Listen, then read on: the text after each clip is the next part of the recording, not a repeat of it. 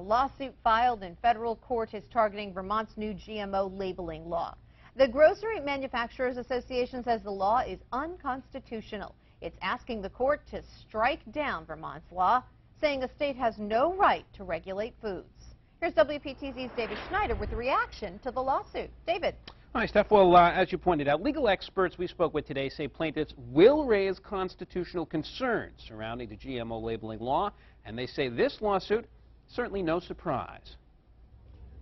It's law! When Governor Shumlin signed the state's GMO Labeling Act into law this spring, he and other lawmakers knew there might be a fight. The legislature had always anticipated that it would face a lawsuit when it passed this bill because it contains a number of constitutional questions that the court has yet to answer. In a written statement, Governor Shumlin says this is not unexpected. Consumers deserve to know what's in their food, and Vermont will continue to push for common sense labeling on packaged foods containing genetically modified organisms. Now, as we expected all along, that fight will head to the courts. One question the courts will address includes First Amendment rights. And what we call compelled speech, whether or not the legislature can force food producers to label their products as having genetically modified foods in them.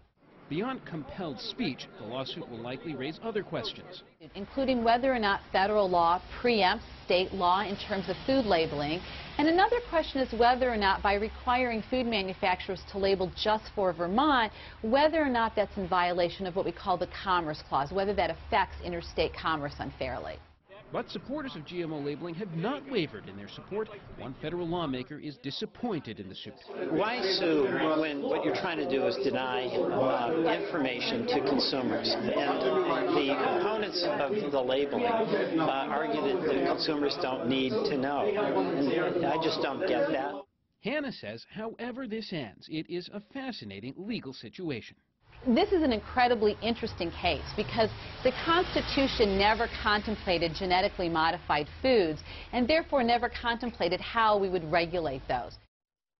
Now, Vermont Attorney General Bill Sorrell was out of state today, but he did speak with us on the phone. He compared GMO labeling with calorie counts, ingredients, and other nutritional info listed on food products, saying we're not asking manufacturers to go out of their way. Sorrell said the state did begin preparing for this lawsuit as soon as the law was signed. Dave Schneider, WPTZ News, Channel 5.